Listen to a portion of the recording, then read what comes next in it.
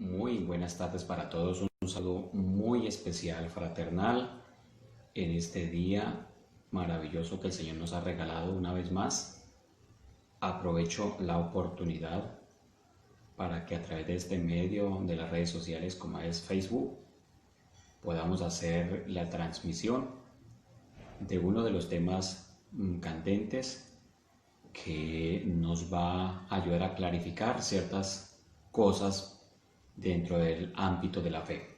Pero para iniciar me presento, soy Rafael Suárez, licenciado en Teología y Moral, y vamos a aprovechar la oportunidad para iniciar con una oración muy bonita, porque es justamente lo que vamos a hacer, estudio bíblico católico, con nuestro tema de hoy. En el nombre del Padre, y del Hijo, y del Espíritu Santo. Amén. Oración antes del estudio de la Sagrada Escritura. Oh inefable Creador nuestro, altísimo principio y fuente verdadera luz y sabiduría, dígnate infundir el rayo de tu claridad sobre las tinieblas de mi inteligencia, removiendo la doble oscuridad con la que nací, la del pecado y la de la ignorancia. Tú que haces elocuentes las lenguas de los pequeños, instruye la mía, e infunde en mis labios la gracia de tu bendición. Dame agudeza para entender, capacidad para retener, método y facilidad para entender, sutileza para interpretar, dirección al progresar y perfección al acabar. Dame ese acierto, Señor Dios y hombre verdadero, que vives y reinas por los siglos de los siglos. Amén. Bueno, para iniciar con el estudio bíblico, para este día, pues habíamos aplazado, porque era para el sábado pasado, debido a la dificultad de las redes sociales, el internet estaba muy bajo, pues vamos a aprovechar hoy la oportunidad para incrementar nuestros conocimientos acerca de estudio bíblico, específicamente para algunos miembros de la Iglesia, quienes están siguiendo esta preparación en alguna de las parroquias de la Arquidiócesis de Villavicencio. Hemos pasado por algunos temas, como es el inicio estudio de Sagrada Escritura, es decir, un conocimiento amplio a nivel general. Luego habíamos visto un tema que se llama el autor de la Biblia y la forma en que fue escrita, y decíamos que el autor principal es Dios y los autores secundarios son agiógrafos o escritores sagrados, inspirados por la gracia del Espíritu Santo. ¿Y cómo fue escrita? Pues inicialmente oral y con el tiempo fue escrita. Luego vimos un tema muy importante que fueron las disposiciones para leer la Sagrada Escritura, es decir, en qué forma me dispongo, no solamente para el ámbito del estudio, sino también para el ámbito de mi fe, de mi vida interior, de mi vida personal. Luego habíamos visto otro tema interesantísimo como es el canon de la Biblia, es decir, la norma normanda, los 73 libros como la norma grande para nosotros los católicos. Es el estudio de cada uno de los libros contenidos, tanto los libros protocanónicos como los libros deuterocanónicos, y que de esos libros hay unos libros que nuestros hermanos que no son católicos los rechazan, no los avalan como inspirados de Dios. Exactamente son 7 libros. Luego estaríamos compartiendo con ustedes acerca sobre la inspiración y la revelación de las Sagradas Escrituras, agregándole un término muy importante que es también la inerrancia, es decir, que la Sagrada Escritura como palabra de Dios carece totalmente de error, porque es inspirada por la gracia en virtud de su Espíritu Santo. El sábado pasado, incluso no este sábado que acabó de pasar, sino el anterior, habíamos empezado a tocar un tema espinudo, llamémoslo así, entre comillas, sobre la interpretación bíblica. Y cuando terminemos este tema, si Dios nos la presta para el próximo encuentro, sería el sábado, si Dios nos da vida y licencia, pues avanzaríamos con el tema sobre el contenido del Antiguo Testamento y luego el Pentateuco. Y así cerramos prácticamente con broche de oro una introducción general sobre esta parte de la Sagrada Escritura. Y luego sí entraríamos a ver libro por libro. Muy bien. Vamos entonces a retocar algunos aspectos importantes acerca de la interpretación bíblica. Nos introducimos en un tema muy interesante porque estamos convencidos de que la palabra de Dios, la Sagrada Escritura, está en un lenguaje de soteriología, un lenguaje salvífico, un lenguaje de salvación. Es un lenguaje para todos los hombres, sin raza, sin distinción ni credo. Es decir, está plasmada la palabra de Dios para todos, porque así lo ha dicho el Señor: no he venido a condenar al mundo, sino para salvarlo. Y suceden muchos interrogantes acerca de esta introducción. Por ejemplo, podríamos decir que ¿cómo hacer para que la palabra divina siga siendo viva, siga siendo actual, siga siendo salvífica? Como también se nos puede plantear otra pregunta, como por ejemplo, ¿por qué los protestantes predican algunas verdades diferentes a la Iglesia Católica? Es aquí donde comienza como a desenrollarse toda la situación sobre la explicación de la interpretación bíblica. Vamos entonces como a darnos cuenta un poquito como el objetivo doctrinal. El objetivo doctrinal es como decir, conocer los principios y los criterios de la interpretación bíblica. Pues asimismo también se nos plantea un objetivo vivencial ya para nuestro ámbito de fe, para nuestro ámbito de vida humana. Pues como leer, como meditar e interpretar la Biblia con el mismo sentido de la fe, y también para ver que fue escrita, que fue leída en la Iglesia durante muchos siglos. Ahora bien, vamos a formular una tesis y permítame decirle lo siguiente. Siendo la Biblia mensaje divino en palabras humanas, su interpretación presupone en primer lugar la fe en la palabra de Dios y luego el progresivo descubrimiento de su mensaje tan profundo. He ahí que este progresivo descubrimiento lo realiza toda la Iglesia meditando día a día la lección divina, la palabra de Dios en espíritu y en verdad. Pues esto va también con la ayuda del magisterio de la Iglesia, encabezada en Cristo Jesús con el Papa, con los obispos y con toda la autoridad en Cristo el Señor. Por ahí en un anterior encuentro virtual habíamos hablado sobre el aspecto de la hermenéutica bíblica, que tiene como objetivo establecer una mediación entre el antiguo texto y el hombre contemporáneo, recurriendo al uso de los métodos más apropiados con el fin de hacer que el texto sea vivo y actualizado. Esa es la hermenéutica bíblica. Estos son los criterios teológicos recogidos justamente por aquel documento que en el anterior encuentro habíamos hablado sobre la encíclica Providentissimus Deus. en el año 1893. Y esta encíclica fue justamente movida por el Papa León XIII.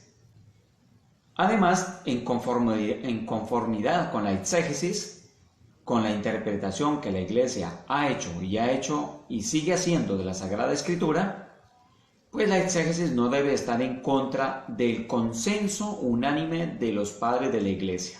Al contrario, debe tener en cuenta la analogía de la fe. Es importante aquí este aspecto de la analogía de la fe. Más adelante lo iremos a explicar con exactitud de qué se trata. También admite criterios históricos, críticos, que recomienda el estudio de las lenguas orientales y la ciencia crítica textual o también la ciencia literaria. Admite, aunque todavía tímidamente, la crítica histórica. Pues bien, entonces vamos a avanzar en una explicación de esta tesis. Primero vayamos por la exégesis. La exégesis es vamos a definir en términos esta palabra exégesis como para clarificar algo mejor. La exégesis es la explicación actualizada de un texto bíblico. Eso es lo que justamente un sacerdote en la homilía da a conocer. Después de haber hecho una intronización, de habiéndose dejado tocar por la gracia del Espíritu Santo, ya en la vivencia eucarística, cuando transmite la palabra de Dios, pues ahí es donde explora el testimonio de fe de la palabra de Dios vivida con él. Y él se supone que ha hecho una reflexión, dejado tocar por una exégesis, es decir, una explicación que lo actualice a esa realidad frente al texto bíblico.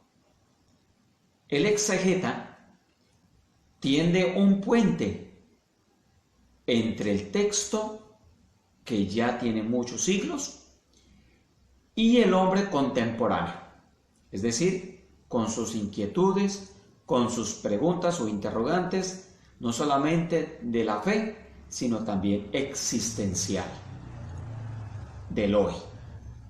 Solo comprenderemos verdaderamente un texto cuando un determinado evento o contenido alcanzado, ¿no? Quizás alcanzado mediante una metodología exegética correcta, pues es traducido en su significado al hombre de hoy y a la historia del ahora, de la parte contemporánea. Y como tal, vuelve a revivir en eventos y en palabras aquí y ahora su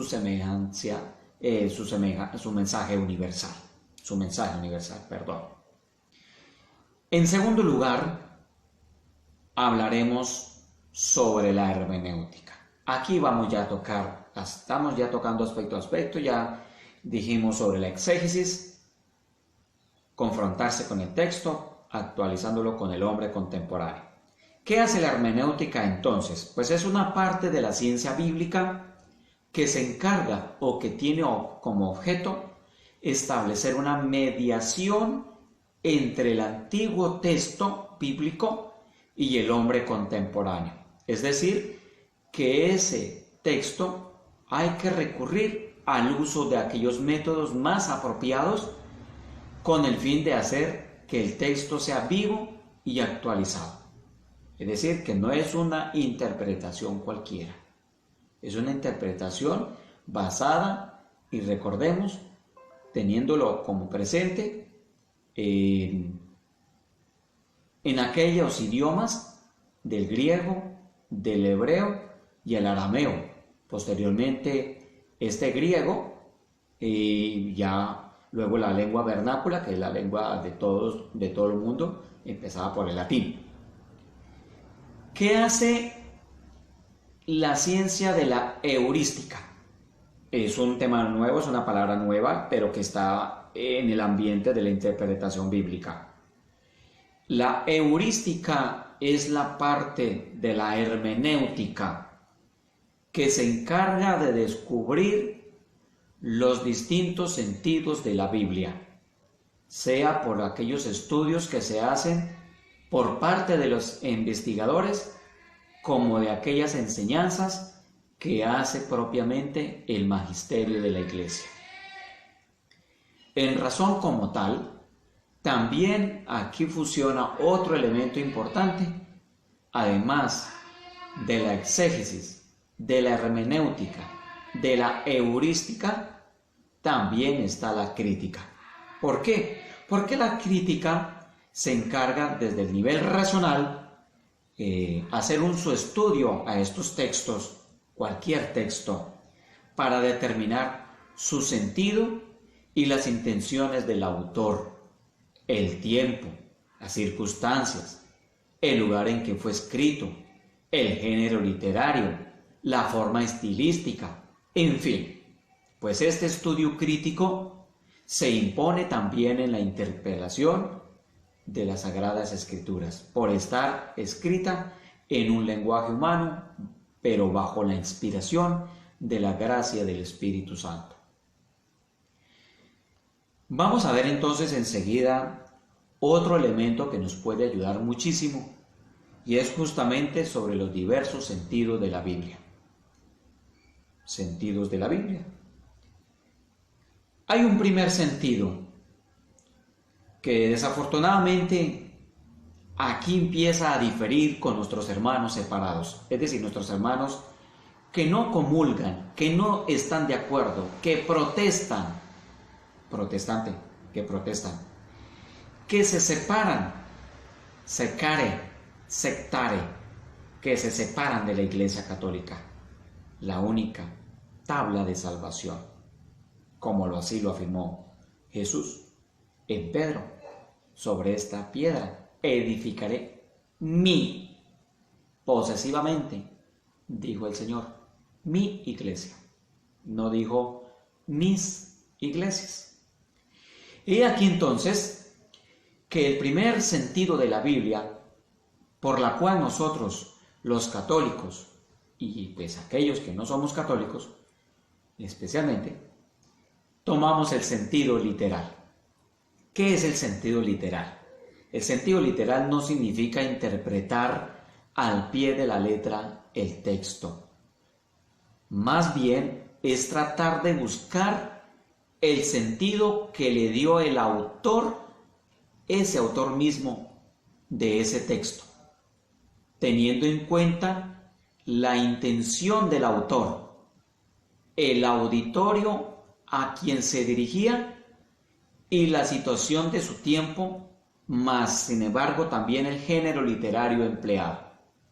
Este sentido literal requiere del uso de la crítica en sus dos vertientes, tanto la vertiente crítica literaria como la vertiente crítica histórica.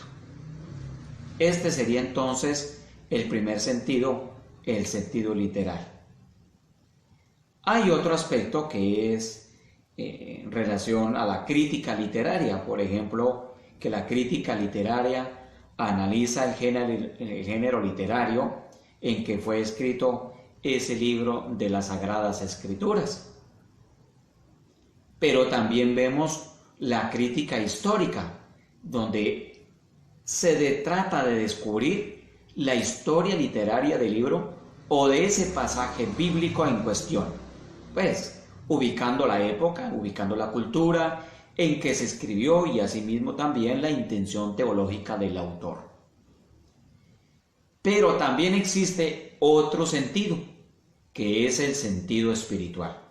Ya hemos hablado del sentido literal, ahora nos corresponde hablar también del sentido espiritual. ¿Qué es esto? Pues que el sentido espiritual lo que intenta es superar el conocimiento del autor humano, aunque se apoya a veces en sus escritos y se desprende no de las palabras, sino de las realidades que se ocupan bajo esas palabras. Este sentido espiritual se divide a su vez en un sentido pleno y en un sentido típico. ¿Qué significa el sentido pleno? El sentido pleno significa ver ese texto a la luz de la totalidad de la Sagrada Escritura, a la luz de la Sagrada Tradición y echando mano también de la analogía de la fe. Aquí volvemos a una segunda repetición. Analogía de la fe. Es un sentido más profundo que el sentido literal. Y a la luz de la totalidad de la Sagrada Escritura, clarificando mejor la situación, pues significa que ese texto analizado hay que entenderlo en conexión con otros textos de la Sagrada Escritura que lo explicitan o también lo profundizan. Y al hablar de la luz de la tradición, también significa que no puede analizar un texto sin tener en cuenta la interpretación de la tradición viva de la Iglesia. Tradición con T mayúscula. No es lo mismo que las tradiciones, las tradiciones, esas normales que llamamos nosotros como costumbres de un ser humano, porque eso es banal y pasajero.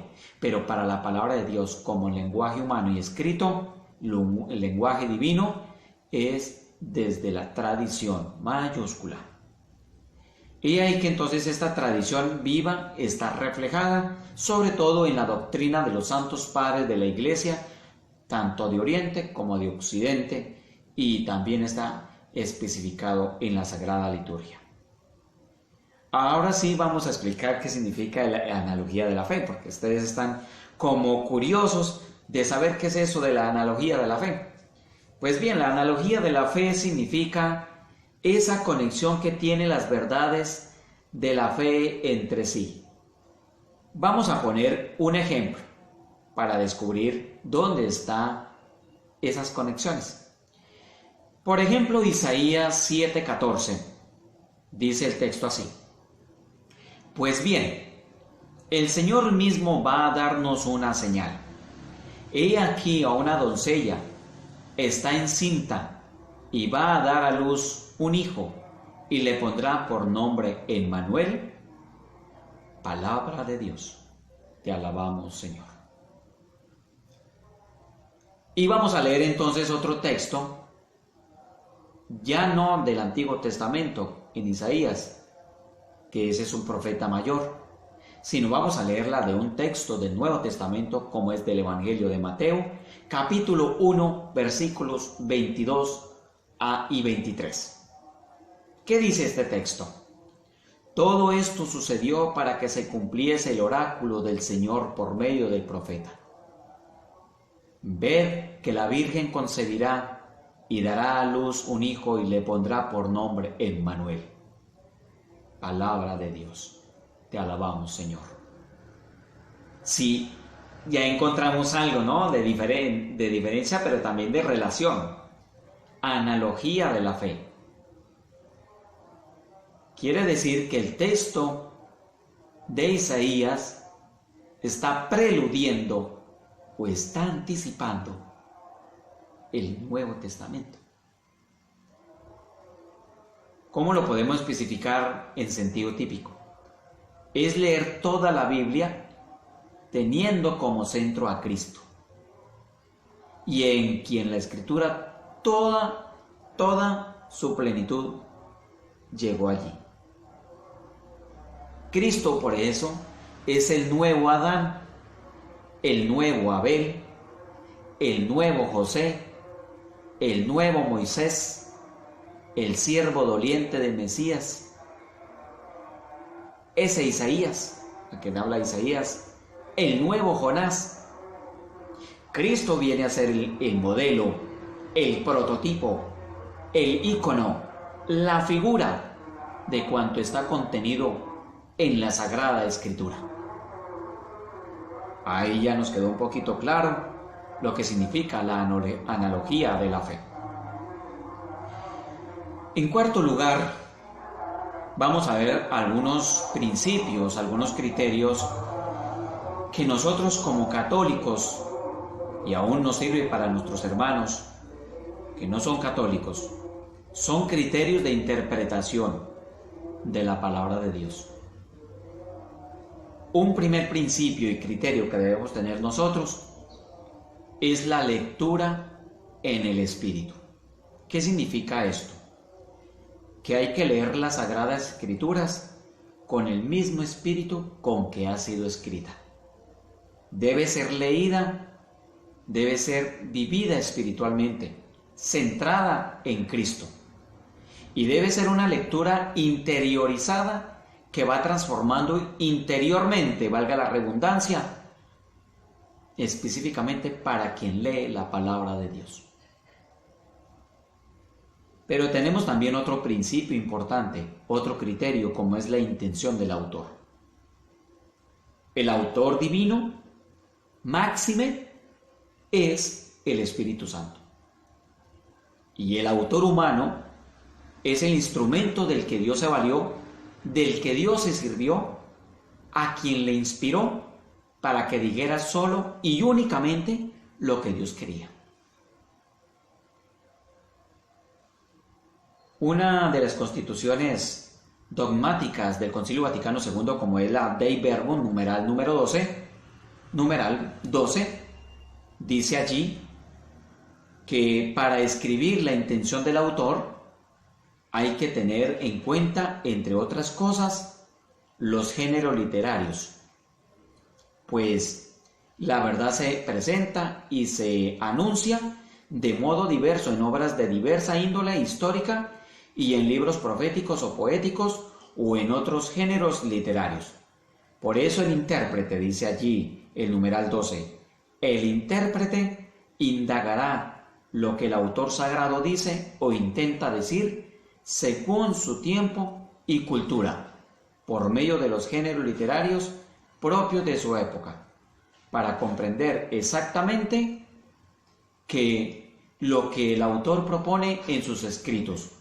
Y hay que tener muy en cuenta el modo de pensar, de expresarse, de narrar en lo que él usaba en el tiempo del escritor, y también las expresiones que entonces se usaban en la conversación ordinaria.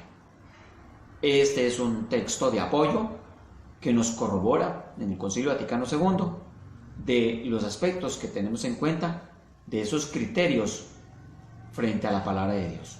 Pero tenemos un tercero, el contenido y la unidad de toda la Biblia.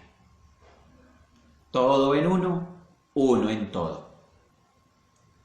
Digámoslo así.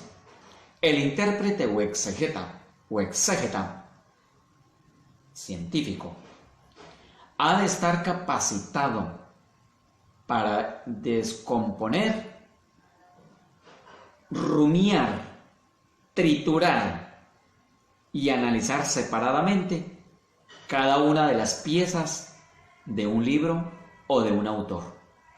Pero como científico es un creyente que ha de saber también, teniendo a mano los resultados de sus estudios científicos, recomponer las piezas de este escrito bíblico y redescubrir en toda su belleza la verdad de una manera unitaria de ese mensaje. Nos surge una pregunta: ¿cuál es el contenido de la Escritura? El contenido de esta Escritura es la salvación, llevado toda a su plenitud y centrada todo en Cristo. Pero también nos surge otra pregunta: ¿cuál es la unidad de toda la Escritura? La unidad del tema es la salvación en Jesucristo. Y la unidad del autor. Dios es el autor de los libros sagrados. Y el Nuevo Testamento es la salvación en Jesucristo. Y la unidad del autor. Por eso Dios es el autor principal de todos los libros sagrados. De los 73 libros sagrados inspirados. El canon bíblico católico. Por eso el Nuevo Testamento dará todo su sentido, toda su plenitud, y le define en toda su plenitud al Antiguo Testamento. Es decir, el Nuevo Testamento es la plenitud del Antiguo. Pero también vamos a hablar de otro aspecto, como es la tradición viva de toda la iglesia. Cuando hablamos de la tradición con T mayúscula, viva en Cristo como la piedra, tradición quiere significar primeramente la tradición apostólica, es decir, los inmediatos del Señor, los inmediatos de Jesús, de la que nació el Nuevo Testamento y también la Sagrada Escritura cristiana. Tradición viva significa que progresa en la iglesia con la asistencia del Espíritu Santo. Toda la iglesia constituye la tradición viva como tal y por ello toda la iglesia contribuye de una manera correcta e interpretativa de la Sagrada Escritura. Ya vemos que los padres de la iglesia, los fieles cristianos, los exegetas, el magisterio, todo en común. Y este último, el magisterio, goza del carisma específico de la interpretación auténtica. ¿Bajo quién? Bajo la guía del mismo Espíritu Santo que inspiró el texto sagrado en aquel autor humano secundario llamado hagiógrafo. La tradición tiene una función hermenéutica, interpretativa y de norma, claro, porque nos ofrece un horizonte importante de comprensión, pero además es como el hecho del por qué corre el río de la palabra de Dios como agua viva, ¿no? Y de su comprensión ininterrumpida, es decir, que la palabra de Dios es viva siempre y por siempre.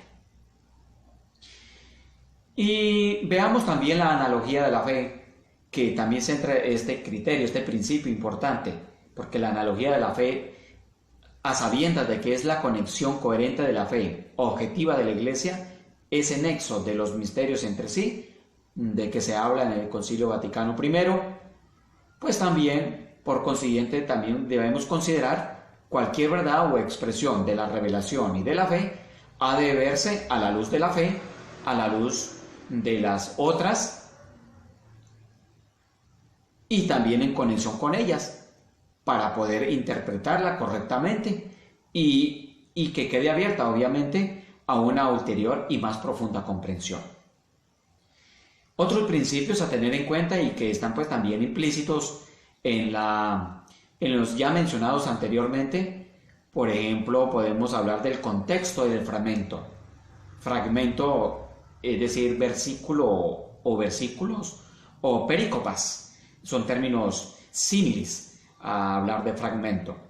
Hay que tener en cuenta el contexto para poder interpretar correctamente un texto bíblico y para ello haremos 4 círculos concéntricos. Por ejemplo, el primer círculo concéntrico abarca todos los versículos que están antes y después del texto.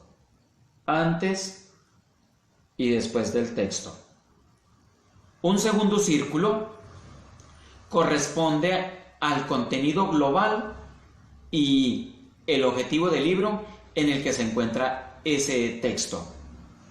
Pero también aparece otro círculo, que es el tercero, es donde se tienen en cuenta otros escritos por el mismo autor. Y el último círculo considerado para hablar de aquel fragmento es el contenido global y el objetivo de toda la Biblia. Vamos entonces, como para clarificar un poquito este aspecto, vamos a poner como un ejemplo. Por ejemplo, el texto de Marcos, capítulo 4. Quienes tengan la Sagrada Escritura, aprovechen esa oportunidad para hacer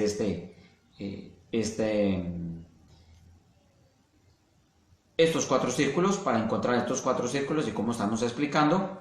Entonces, Marcos 4, capítulo 4, versículo 10 al 12. 10 al 12. Dice el texto allí lo siguiente: y cuando se quedó solo, los que lo acompañaban junto con los 12 le preguntaron por el significado de las parábolas y les decía: a vosotros se os ha transmitido el misterio del reino de Dios. En cambio, a los que están fuera todo se les anuncia en parábola. De modo que los que miran, miren y no vean, y los que oyen, pero no entiendan, no sea que se conviertan y se les perdone. Palabra de Dios. Te alabamos, Señor. Veamos entonces que el primer círculo serían los versículos anteriores, o sea, Marcos 4, del 1 al 9. Hemos nosotros leído Marcos 4, del 10 al 12. Es la parábola del sembrador. Y los versículos posteriores serían Marcos, si hemos leído del 10 al 12, sería Marcos 4, del 13 al 20. Allí termina la explicación de la parábola. ¿Cuál sería el segundo círculo? El contenido global y el objetivo del libro. Es decir, por ejemplo, ¿cuál es la intención de San Marcos? Demostrar que Jesús es Hijo de Dios. Aquí aclaro un poquito, un detallito pequeño. El evangelista San Marcos es el evangelista del misterio del Hijo de Dios. Jesús es hombre y Dios incomprendido y rechazado por la humanidad, según la interpretación del evangelista San Marcos. El tercer círculo comprende los escritos propios del autor, es decir, de puño y letra de él. Marcos no tiene otros escritos, él no tiene otros escritos. Y el cuarto círculo está hablando de que la Sagrada Escritura, en todo su conjunto, en contenido, está centrado en el misterio de la salvación. Podríamos encontrar objetivos como dar a conocer a Dios, ese Dios que se revela, un Dios en la que se aprovecha que el hombre lo conoce y conoce ese plan de Dios en la vida del hombre, para el hombre. El estilo del libro. ¿Qué se está refiriendo al estilo del libro? El estilo del libro, es decir, el género literario o en forma de expresión de las que se sirve el autor para expresar su pensamiento. Pero también en sentido literal podríamos tener en cuenta como el momento y en el lugar en que fue escrito este libro. Así podríamos armonizar un poco el sentido literal y también el sentido espiritual. Vamos a poner, por ejemplo, el evangelista San Lucas cuando él habla en el capítulo 14, versículo 26, solo 26, el versículo 26. Si alguno viene en pos de mí y no odia a su padre y a su madre, y a la esposa y a los hijos, y a los hermanos y a las hermanas, hasta su propia vida, no puede ser mi discípulo. Palabra de Dios. Te alabamos, Señor. Surge la primera pregunta. ¿Cuál es el sentido literal? Quiere decir simplemente que en el orden de los valores, Jesús ocupa el primer lugar, aún frente a los padres. ¿Y cuál sería entonces el sentido espiritual? Amarás al Señor tu Dios con todo tu ser.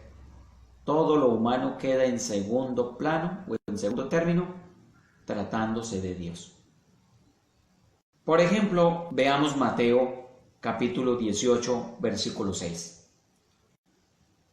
Pero al que escandalice a uno de estos pequeños que creen en mí, más le valdría que le colgasen al cuello una piedra de molino, de las 9 el asno, y lo arrojen al fondo del mar. Palabra de Dios. Te alabamos, Señor.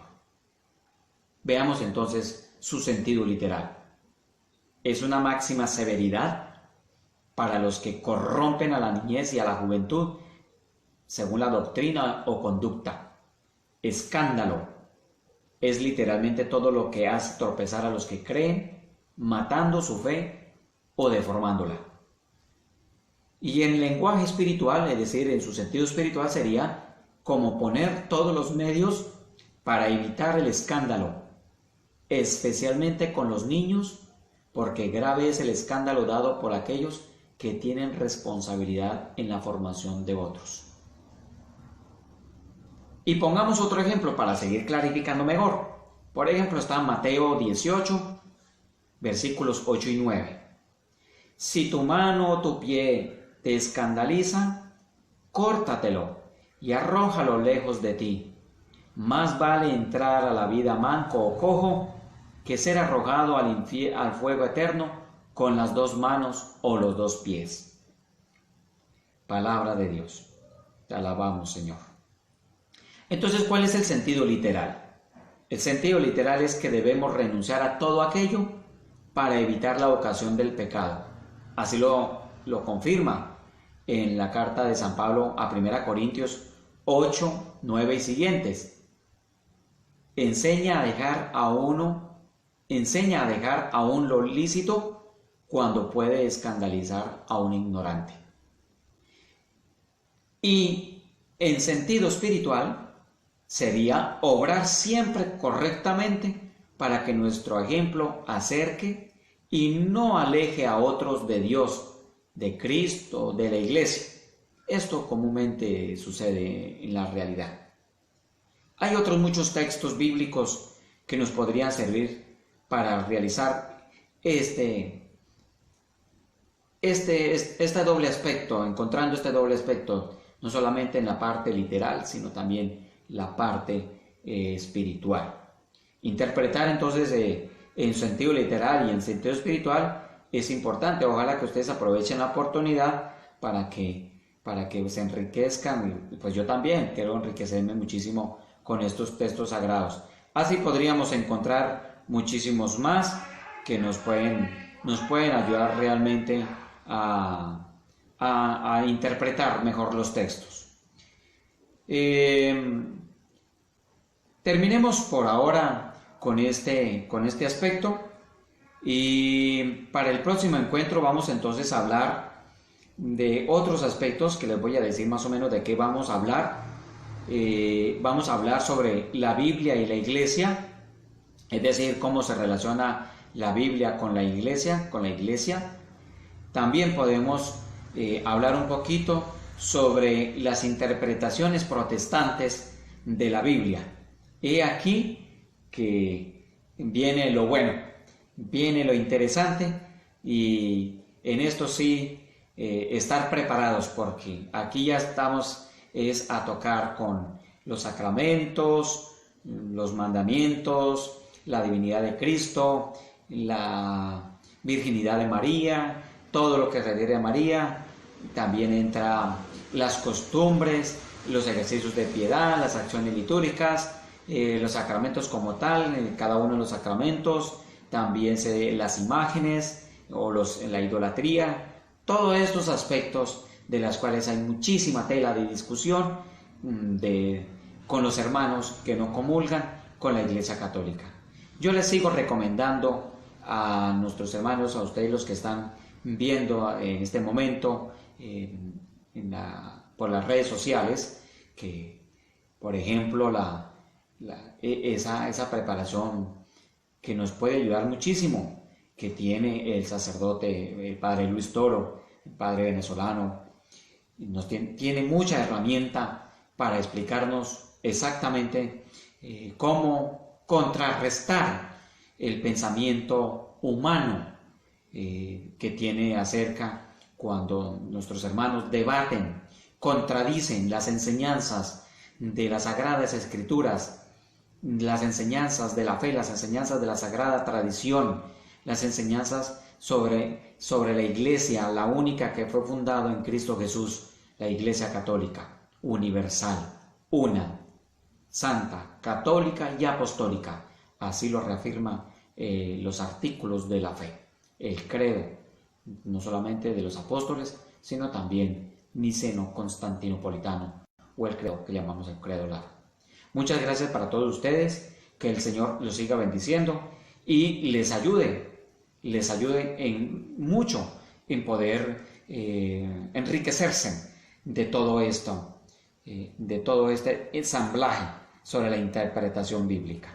Amigo Jesús, Hijo de María Santísima, gracias por regalarnos este momento bonito de poder entender y poder comprender algo más de la palabra de Dios en este sexto tema de la interpretación bíblica.